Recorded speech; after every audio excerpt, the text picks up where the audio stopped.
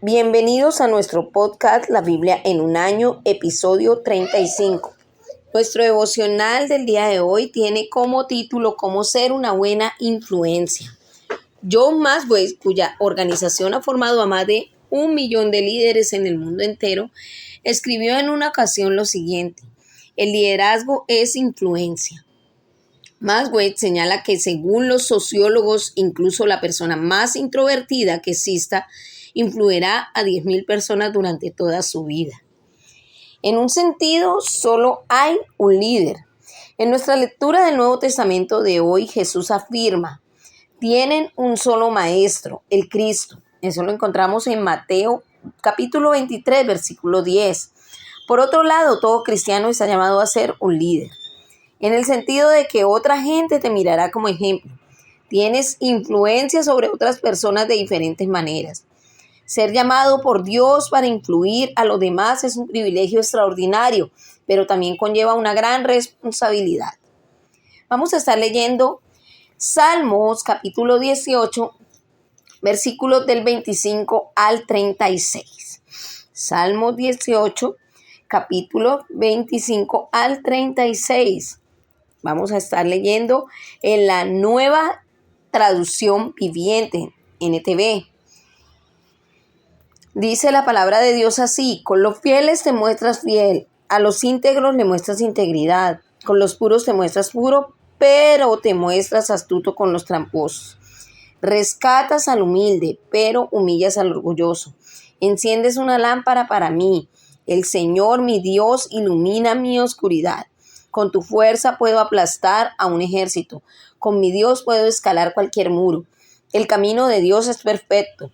Todas las promesas del Señor demuestran ser verdaderas. Él es escudo para todos los que buscan su protección. Pues, ¿quién es Dios aparte del Señor? ¿Quién más que nuestro Dios es una roca sólida? Dios me arma de fuerza y hace perfecto mi camino. Me hace andar tan seguro como un ciervo para que pueda pararme en las alturas de las montañas. Entrena mis manos para la batalla. Fortalece mi brazo para tensar un arco de bronce. Me has dado tu escudo de victoria. Tu mano derecha me sostiene. Tu ayuda me ha engrandecido. Y has trazado un camino ancho para mis pies a fin de evitar que resbalen. Amén. Qué lindo salmo. Me encanta este salmo. Realmente es un salmo de esos que te ayudan a fortalecerse cuando las cosas se tornan difíciles. Bueno, lo primero que vamos a ver, el primer punto que vamos a ver, según lo que acabamos de leer en el Salmo 18, 25 al 36, es confianza. David era un líder que tenía confianza, pero no una confianza centrada en sí mismo, sino confianza en Dios. Con tu apoyo me lanzaré contra un ejército. Contigo, Dios mío, podré asaltar murallas. David reconoció que necesitaba a Dios para protección, porque decía: es escudo a los que en él se refugian. Tú me cubres con el escudo de tu salvación. También reconocía que necesitaba a Dios para que le diera fortaleza. Él es quien me arma de valor y endereza mi camino, da a mis pies la ligereza del vinado y me mantiene firme en las alturas. También él sabía que necesitaba a Dios para su entrenamiento. Adiestra mis manos para la batalla. En 1992 estaba leyendo este salmo cuando este versículo me hizo caer en cuenta de que necesitamos entrenar líderes, anfitriones de los grupos pequeños y ayudantes antes del inicio de cada curso alfa. Ese fue el origen del entrenamiento alfa. También él sabía que necesitaba a Dios para que fuera su guía. Y dice: tu Señor mantiene mi lámpara encendida. El camino de Dios es perfecto y la palabra del Señor es intachable. Qué lindo salmo definitivamente.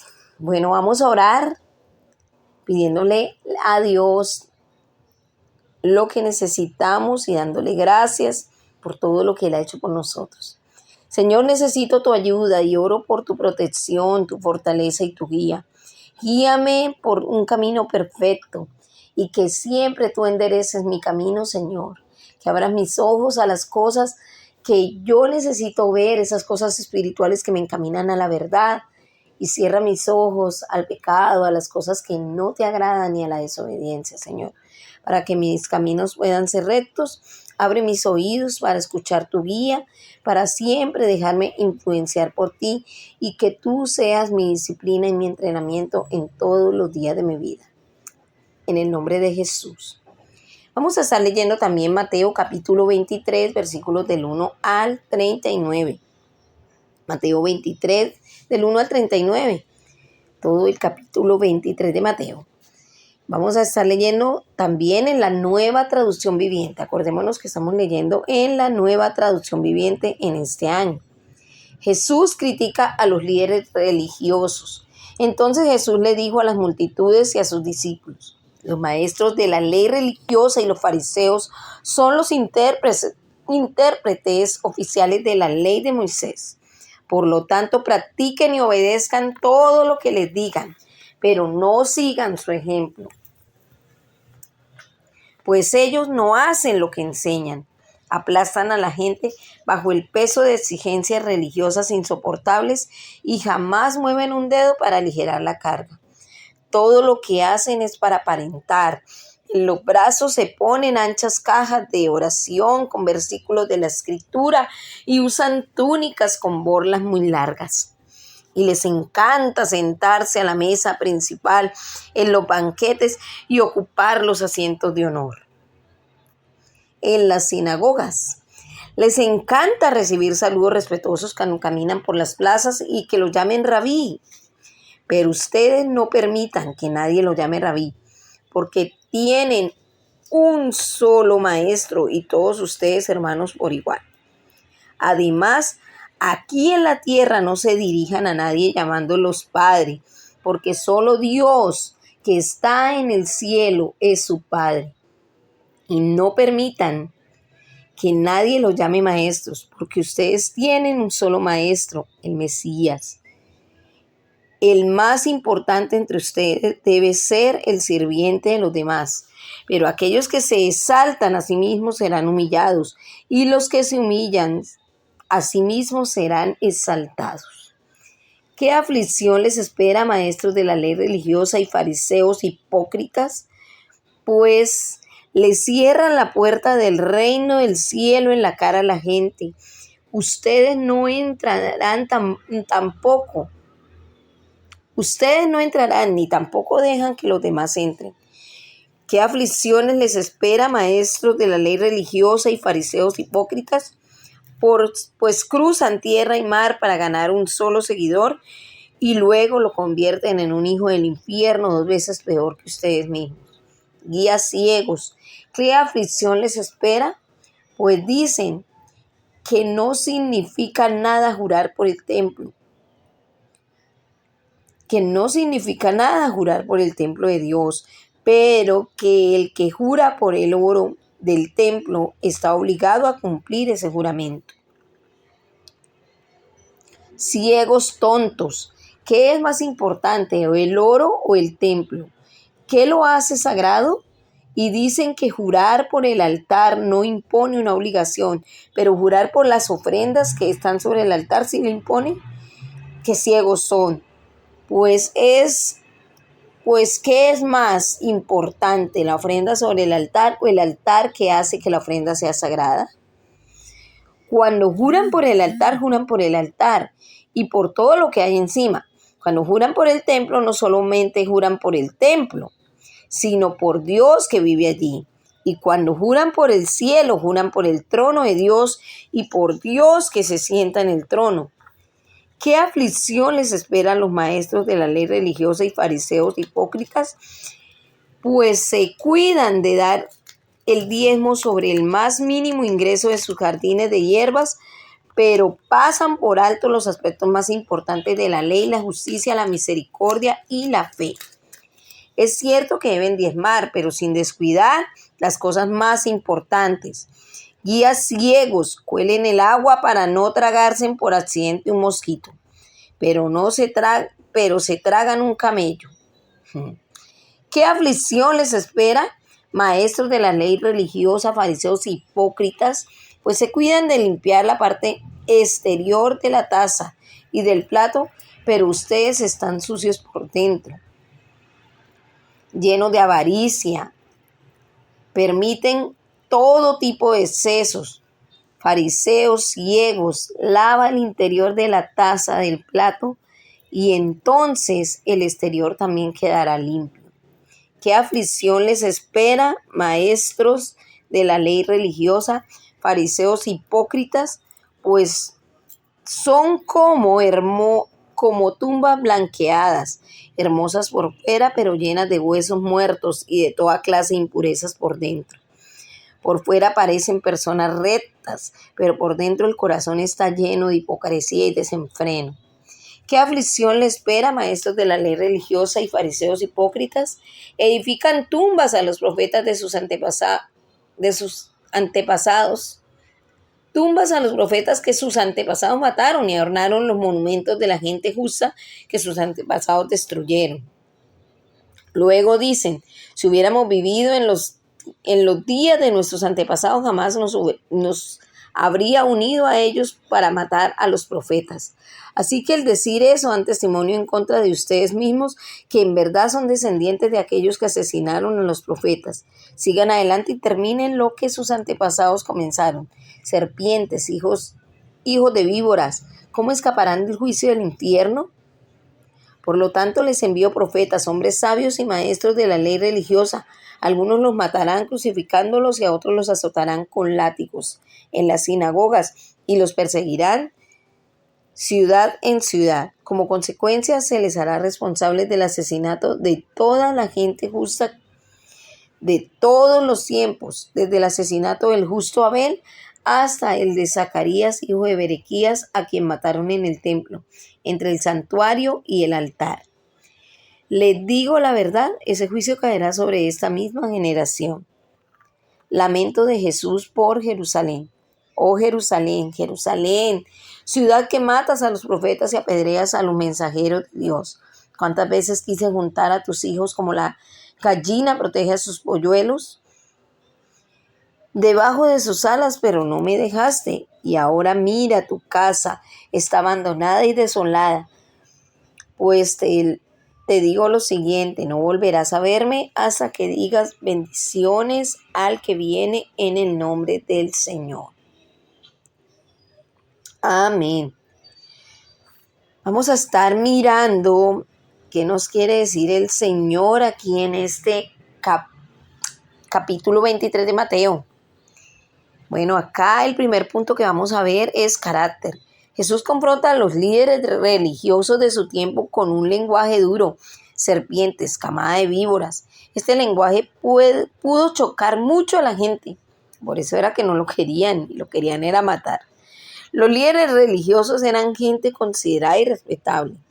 Los escribas eran abogados, conservaron e interpretaron la ley.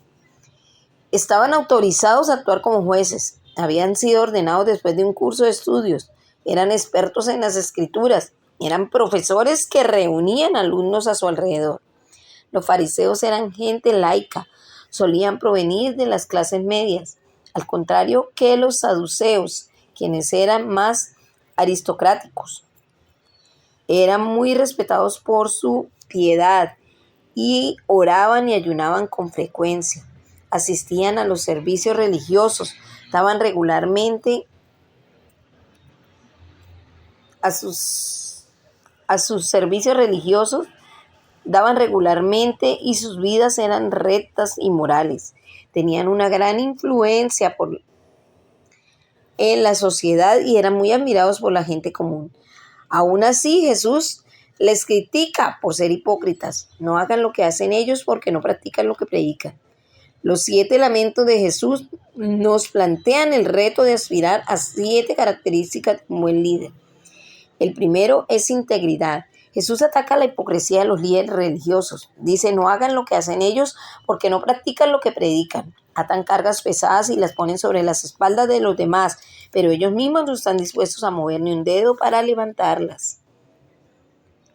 La integridad es lo opuesto La integridad es lo opuesto a eso, significa practicar lo que predicas y asegúrate de que tus palabras animen a la gente en vez de apesadumbrarlos con la culpa u otras cargas. El segundo era autenticidad. Jesús ataca la superficialidad. Les dice todo lo que hacen, todo lo hacen para que la gente los vea. Pero lo que importa es quién eres cuando nadie te ve. Jesús habla de la vida secreta con Dios. Busca desarrollar una vida privada y auténtica con Dios. El tercero es humildad. Jesús previene contra el amor a los títulos y a los reconocimientos. Mantente vigilante para no ser seducido por los lugares de honor y los primeros asientos, por recibir títulos de un tipo o de otro. Jesús advierte contra permitir que a ustedes los llamen maestros. Esta es una gran tentación ante la gente, ante la que Jesús indica, porque el que a sí mismo se enaltece será humillado y el que se humilla será enaltecido. Busca siempre exaltar a Jesús en vez de exaltarte a ti mismo. El cuarto es compasión. Jesús ataca a los líderes religiosos por poner piedras para que la gente tropiece en su camino. Dice, le cierran a los demás el reino de los cielos y ni entran ustedes ni dejan entrar a los que intentan hacerlo.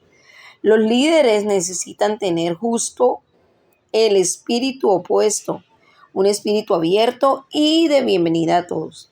El mismo Jesús da un ejemplo de compasión. Dice, Jerusalén, Jerusalén, ¿cuántas veces quise reunir a tus hijos como se reúne la gallina con sus pollitos debajo de sus alas? El quinto es tener visión. Los líderes tienen que tener una gran visión. Jesús ataca la cortedad que miras y la estrechez de mente de los líderes religiosos con ridículas discusiones bizantinas.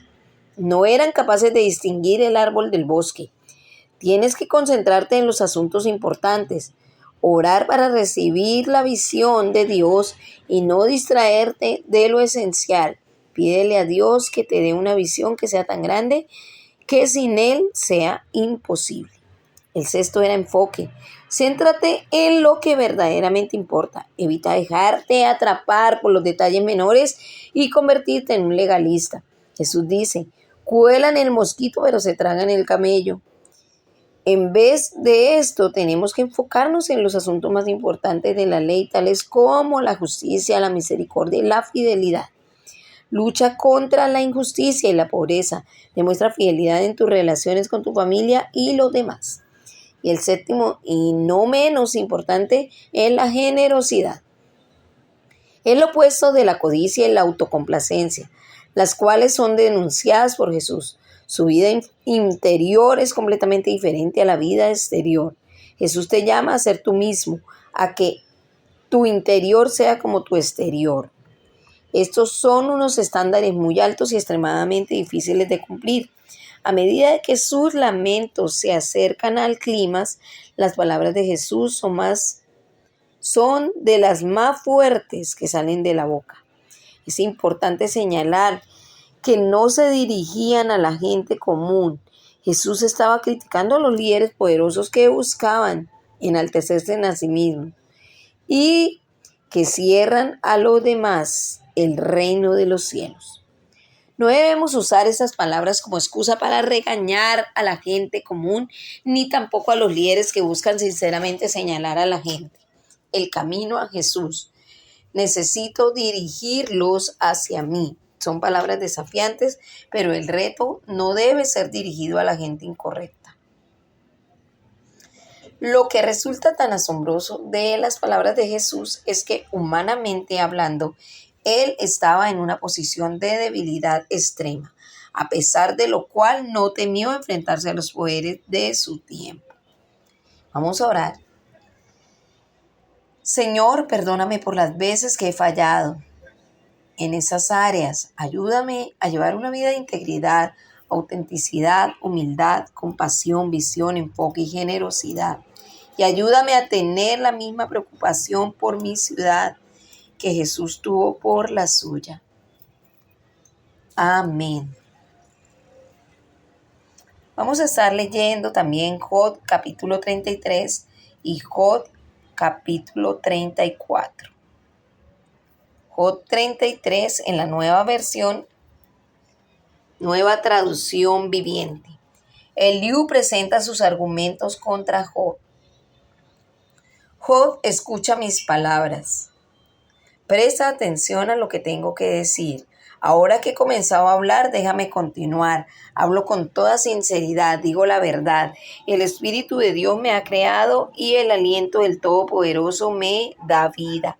Respóndeme si puedes, presenta tu argumento y define tu posición.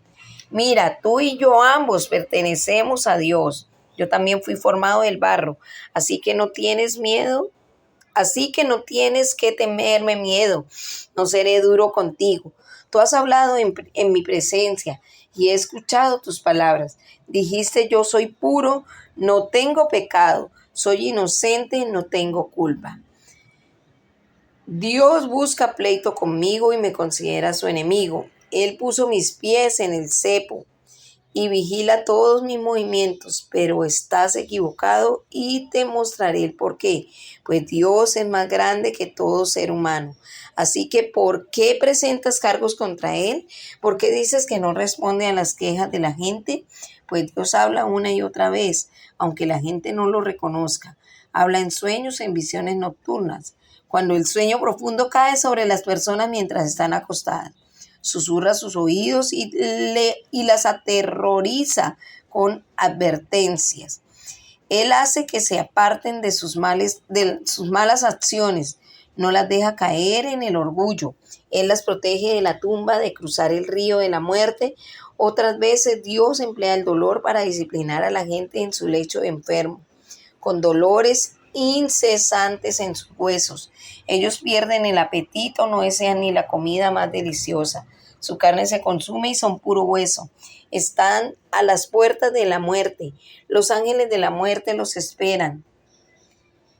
Pero si aparece el ángel del cielo, un mensajero especial para interceder por una persona y para declarar que es recta, él le tendrá compasión y dirá, sálvalo de la tumba porque he encontrado un rescate para su vida.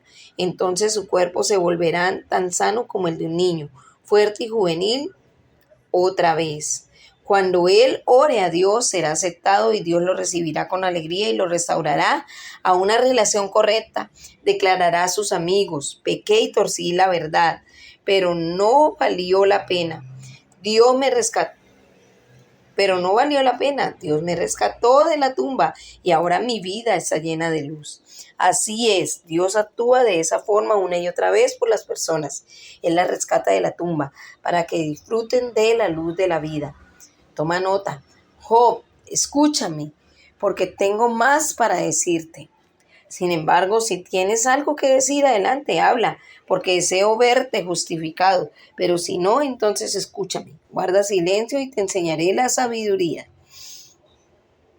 Vamos a leer Job 34 de una vez también, en la misma versión, nueva traducción viviente. Acordémonos que estamos este año leyendo la nueva traducción viviente. Eliú acusa a Job de arrogancia. Entonces Eliú dijo, escúchame ustedes hombres sabios, presten atención ustedes que tienen conocimiento.